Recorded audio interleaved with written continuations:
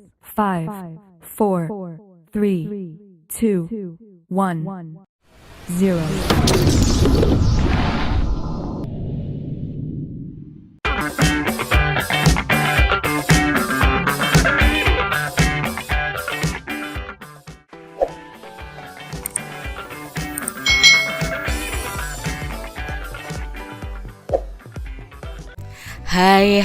Hai, selamat datang di channel YouTube Kak Citra. Apa kabar adik-adik semuanya? Kak Citra berharap kalian dalam keadaan yang baik, sehat, dan siap untuk belajar ya. Hari ini kita akan belajar bersama-sama untuk mata pelajaran tematik kelas 5. Kita belajar di tema 7, peristiwa dalam kehidupan, subtema 2, peristiwa kebangsaan seputar proklamasi kemerdekaan, pembelajaran yang ke-6. Mari adik-adik kita belajar dengan penuh semangat ya. Setelah melalui berbagai peristiwa perlawanan, baik fisik maupun diplomasi, tibalah waktunya pengakuan kedaulatan Indonesia. Apa saja peristiwa yang mengiringinya? Ayo kita cari tahu bersama-sama. Adik-adik, masih ingatkah kalian tentang isi perjanjian Rumroyen? Ya, salah satu isinya adalah akan segera diadakan konferensi meja bundar atau KMB. Bagaimanakah hasil dari KMB? Mari kita cari tahu bersama-sama adik-adik. Peristiwa pengakuan kedaulatan Indonesia oleh Belanda.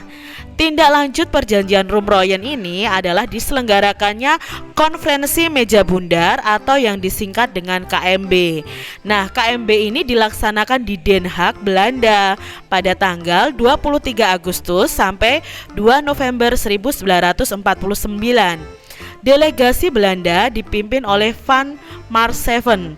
Delegasi BFO atau Badan Musyawarah Negara-Negara Federal dipimpin oleh Sultan Hamid II. Nah, ini adalah proses konferensi meja bundar adik-adik. Di sini hasil dari KMB itu apa saja? Yang pertama, Belanda akan menyerahkan sepenuhnya kedaulatan kepada Republik Indonesia Serikat pada akhir bulan Desember 1949. Lalu yang kedua, penyelesaian masalah Irian Barat ditunda setahun kemudian setelah penyerahan kedaulatan pada Republik Indonesia Serikat. Jadi dulu itu namanya belum NKRI adik-adik, tapi Republik Indonesia Serikat atau RIS ya. Nah, Republik Indonesia Serikat dan Belanda membentuk uni yang dipimpin oleh Ratu Belanda berdasarkan kerjasama sukarela dan sederajat. Republik Indonesia Serikat harus membayar hutang kepada Belanda sejak tahun 1942. Lalu di sini ada pembubaran KNIL dan memasukkan anggota KNIL ini ke APRIS. Nah, kapal-kapal perang Belanda akan ditarik kembali dari Indonesia. Konstitusi Republik Indonesia Serikat dipermaklumkan kepada Kerajaan Belanda. Ini tadi hasil dari KMB. Selain itu, hasil KMB juga mengembalikan wilayah-wilayah Indonesia menjadi satu kesatuan kecuali Pulau Irian Barat. Sesuai hasil kesepakatan dalam KMB, pada tanggal 27 Desember 1949 diadakan upacara pengakuan kedaulatan dari pemerintahan Belanda kepada Republik Indonesia Serikat. Namun sebelumnya pada tanggal 17 Desember 1949 diadakan pelantikan terlebih dahulu, yaitu pelantikan Presiden Republik Indonesia Insinyur Soekarno, dan pada tanggal 20 Desember 1949 Bapak Muhammad Hatta ini dilantik sebagai Perdana Menteri Republik Indonesia Serikat. Nah, pengakuan kedaulatan Indonesia itu dilaksanakan di Belanda dan di Indonesia. Wakil Indonesia yang menandatangani pengakuan kedaulatan di negeri Belanda adalah Muhammad Hatta dan wakil dari Belanda adalah Ratu Juliana. Adapun proses penandatanganan di Indonesia, pihak Belanda ini diwakili oleh Loving, ya ini Loving, dan wakil Indonesia adalah Sri Sultan Hamengkubuwono ke-9. Dengan adanya pengakuan kedaulatan tersebut, berakhirlah penjajahan dan kekuasaan Belanda atas atas Indonesia.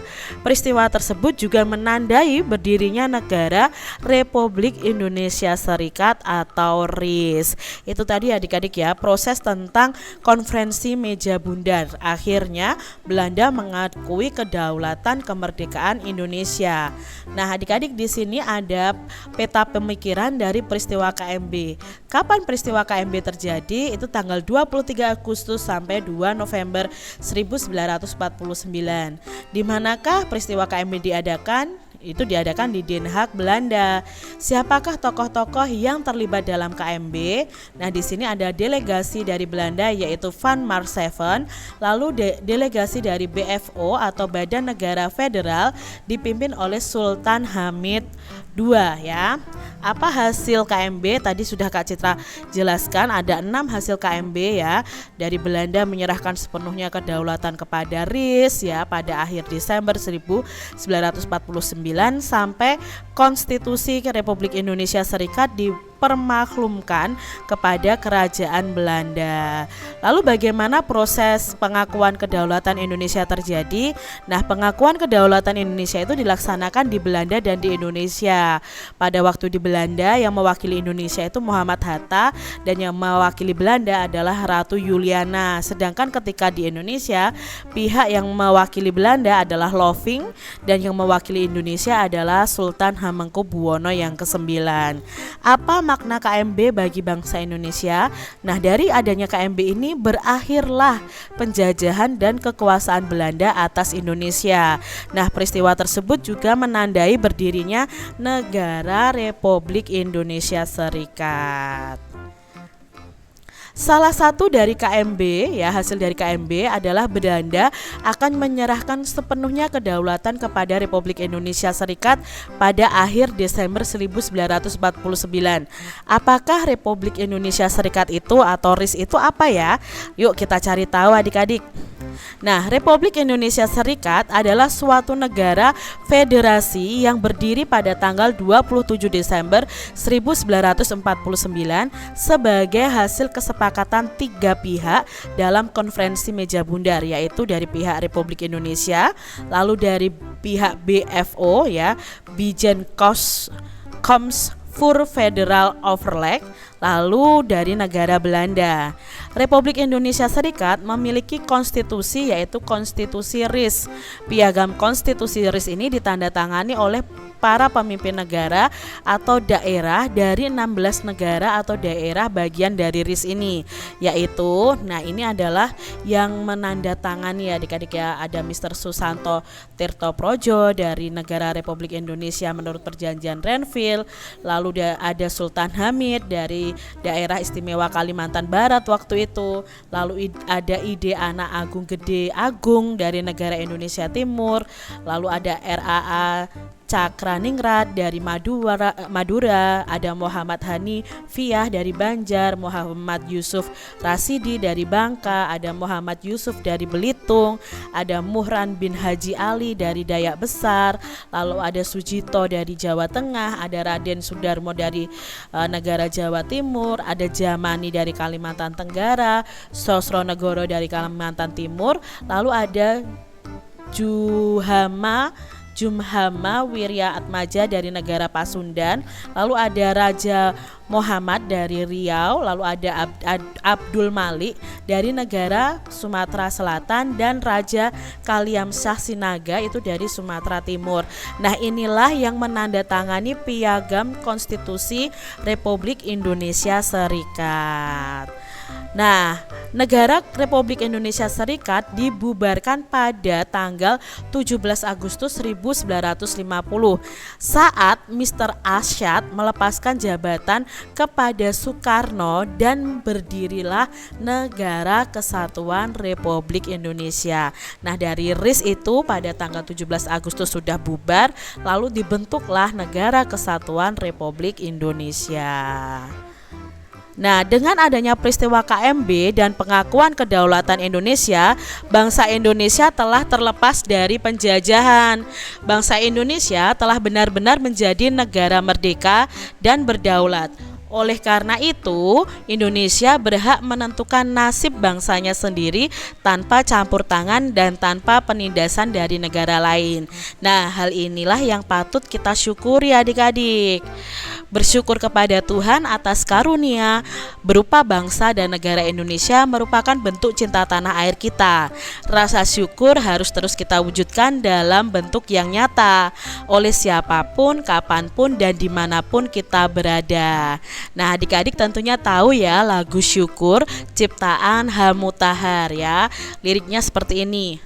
Dari yakin ku teguh, hati ikhlasku penuh, akan karuniamu tanah air pusaka, Indonesia merdeka, syukurku ku sembahkan kehadiratmu Tuhan. Itu adalah lagu syukur. Nah, lagu syukur ini adalah salah satu lagu wajib adik-adik. Yuk kita cari tahu tentang lagu syukur ini. Nah, lagu wajib adalah lagu yang wajib dipelajari oleh siswa dalam rangka untuk menanamkan rasa cinta tanah air, menghargai jasa para pahlawan, dan membakar semangat perjuangan agar selalu menyala. Wajib untuk sebuah negara tentunya lagu yang mengungkapkan rasa patriotik, semangat perjuangan, semangat mencintai negara, dan lagu yang mampu membawa identitas sebuah negara. Nah, ciri-ciri lagu wajib itu yang pertama adalah bertujuan menanamkan sikap cinta tanah air, kepahlawanan, nasionalisme, serta rela berkorban demi bangsa dan negara. Yang kedua, biasanya lagu wajib itu menggunakan irama yang penuh semangat atau bisa juga berupa himne. Nah, lagu syukur tadi itu berupa himne adik-adik ya, yang dinyanyikan lembut dan temponya itu lambat. Nah, seperti itu. Nah, lagu-lagu wajib itu diajarkan, dipelajari, dan dihayati sesuai dengan maksud dan tujuan yang terkandung di dalamnya. Lagu syukur ini menunjukkan rasa terima kasih sebagai bangsa Indonesia yang tulus atas karunia Tuhan memberikan tanah air Indonesia. Lagu ini dimaksudkan sebagai pengakuan rakyat Indonesia bahwa hanya disebabkan oleh kebesaran Tuhan dan kemurahan hatinya saja bangsa Indonesia ini diberikan bumi pertiwi ya. Nah, maka ucapan syukur itu ya dipersembahkan kehadiratnya mesti senantiasa dan dilakukan oleh semua anak bangsa Indonesia. Adik-adik, nilai apa saja yang sesuai dengan jiwa dan sikap pahlawan pada lagu syukur tadi? Nah, nilainya adalah yang pertama rela berkorban. Artinya bersedia dengan ikhlas memberikan waktu, tenaga, pikiran, hingga harta untuk kepentingan bangsa dan negara. Lalu dari lagu syukur ini nilainya ada cinta tanah air. Nah, rasa ini timbul dari dalam hati setiap orang. Panggilan untuk mengabdi, membela, memelihara, dan melindungi tanah air dari ancaman ini disebut juga dengan patriotisme. Sebagai generasi sekarang, apa yang harus kita lakukan untuk mewujudkan rasa syukur sebagai bentuk cinta tanah air? Ya, kita harus merasa bangga terhadap tanah air Indonesia. Rasa bangga ini tentunya tidak akan muncul tanpa adanya rasa memiliki. Lalu kita harus menjaga persatuan dan kesatuan bangsa Indonesia, tidak akan melakukan perbuatan atau tindakan yang akhirnya merugikan tanah air. Setia dan taat kepada peraturan perundang-undangan yang berlaku dan belajar dengan giat dan sungguh-sungguh untuk menggapai cita-cita kita. Ini yang bisa kalian wujudkan sebagai rasa syukur, bentuk cinta tanah air. Bersyukur sebagai negara merdeka harus terus kita wujudkan adik-adik dalam setiap kesempatan. Kapanpun dan dimanapun, rasa syukur sebagai bentuk cinta tanah air dapat kita lakukan dengan berbagai hal. Salah satunya dengan menjaga persatuan dan kesatuan dalam keberagaman bangsa. Nah, di sini adik-adik, tahukah kalian bahwa tanggal 14 sampai 18 Oktober tahun 2003 itu anak-anak dari berbagai penjuru Nusantara saling bertemu dan berkenalan di Jakarta. Mereka ini mengadakan konferensi. Konferensi adalah rapat untuk bertukar pendapat mengenai suatu masalah yang dihadapi bersama. Semua anak menyadari bahwa mereka itu berbeda, tetapi mereka mempunyai tekad yang sama, yaitu perbedaan bukanlah alasan untuk bertengkar antara satu dan yang lainnya. Bahkan mereka berhasil menyusun sebuah kesepakatan tentang cara menyikapi keragaman bangsa. Nah, ini adalah hasil konferensi berteman dalam keragaman. Satu, tentang keragaman agama. Kami tahu perbedaan agama janganlah dijadikan alasan terjadinya pertengkaran dan perpecahan. Bertegur sapa, senyum, dan adil harus dilakukan kepada siapapun walaupun berbeda agama. Agama itu mengajarkan kebaikan. Perbedaan agama itu anugerah dari Tuhan, karena di sanalah kita bisa saling mengisi, saling berbagi, dan saling menolong. Untuk itu di rumah kami bisa satu, berbagi cerita tentang keragaman agama kepada adik, kakak, ayah, dan ibu. Memperkukuh iman dengan menjalankan ibadah yang kami anut dengan sebaik-baiknya.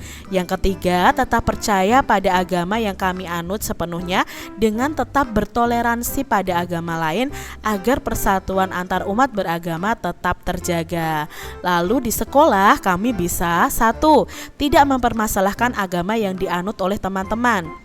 Tidak bertengkar hanya karena agama. Yang ketiga, memberikan kesempatan teman-teman untuk melakukan ibadah. Lalu di sekolah juga bisa bertegur sapa dan senyum dengan semua teman meskipun berbeda agama. Mendamaikan teman yang berselisih karena perbedaan agama dan berteman dengan siapapun dengan latar belakang agama yang berbeda sekalipun. Yang kedua, tentang keragaman budaya. Kami tahu Indonesia itu memiliki suku dan budaya yang beragam, bahwa setiap budaya itu memiliki ciri tersendiri. Tiap daerah itu mempunyai senjata tradisional, rumah adat, tarian, pakaian, permainan, dan makanan yang wajib kami hargai dan hormati. Pengetahuan kami tentang kebudayaan orang lain masih sangat terbatas. Kami pun belum begitu jelas tentang kebudayaan milik daerah sendiri. Kami tahu ada masalah. Satu, orang lebih senang membanggakan daerah sendiri. Orang sering merasa budayanya itu paling baik. Orang sering merasa daerahnya punya kelebihan lebih baik dari yang lain. Padahal beragam itu indah. Sebab jika semua daerah sama, tidak akan menarik. Untuk itu, yang pertama, di rumah kami bisa apa saja yang dilakukan. Belajar dan bermain dengan teman dan sahabat pemena dari macam-macam daerah. Berlatih menari macam-macam tarian seperti kecak, gending Sriwijaya, tari baris, serimpi, dan lain sebagainya. Belajar bersama ayah, ibu, adik, atau kakak melalui radio, TV, dan buku. Mengajak tetangga untuk bermain congklak, peta umpet, engklek, egrang, gobak sodor, dan permainan tradisional lainnya. Mengajak teman yang baru pindah dari daerah lain untuk bercerita dan bermain bersama. Mengajak bermain dan belajar bersama teman yang cacat. Nah, di sekolah kami bisa mengajak teman untuk tidak mengatakan ih terhadap budaya lain, meminjam buku dari perpustakaan tentang macam-macam budaya dan membaca cerita-cerita daerah dan bermain dengan teman-teman, mengajak teman untuk menyapa dan bermain dengan teman yang baru. Itu tadi hasil dari konferensi anak yang ada di Jakarta. Nah, adik-adik, ayo belajar dari masalah yang terjadi di sekitar kita dalam kehidupan sehari-hari. Di sini ada masalah yang pertama, ada Ali, Amin, Rudi, dan Heri membentuk kelompok belajar seminggu 2 kali. Mereka belajar di rumah masing-masing secara bergiliran. Kali ini mereka belajar di rumah Ali. Ketika sedang mengerjakan soal, Ali dan Amin meminta izin untuk melaksanakan ibadah karena waktunya telah tiba. Walaupun Rudi dan Heri berbeda agama, mereka mempersilahkan Ali dan Amin melaksanakan ibadah. Rudi dan Heri menunggu dengan tenang sampai Ali dan Amin selesai melaksanakan ibadah. Itu masalah yang pertama. Lalu pertanyaannya apa? Bagaimana pendapatmu tentang sikap Rudi dan Heri? Nah, sikap yang ditunjukkan oleh Rudi dan Heri tadi itu sikap menghargai perbedaan agama dengan cara memberikan kesempatan teman-temannya yang berbeda agama itu untuk melakukan ibadah. Berikutnya, apakah manfaat saling menghargai antar teman yang berbeda agama dalam pergaulan? Nah, manfaat yang diperoleh dengan menghargai teman berbeda agama itu salah satunya ada kerukunan yang akan terjaga selalu. Masalah yang kedua nih adik-adik, Nirma anak orang kaya.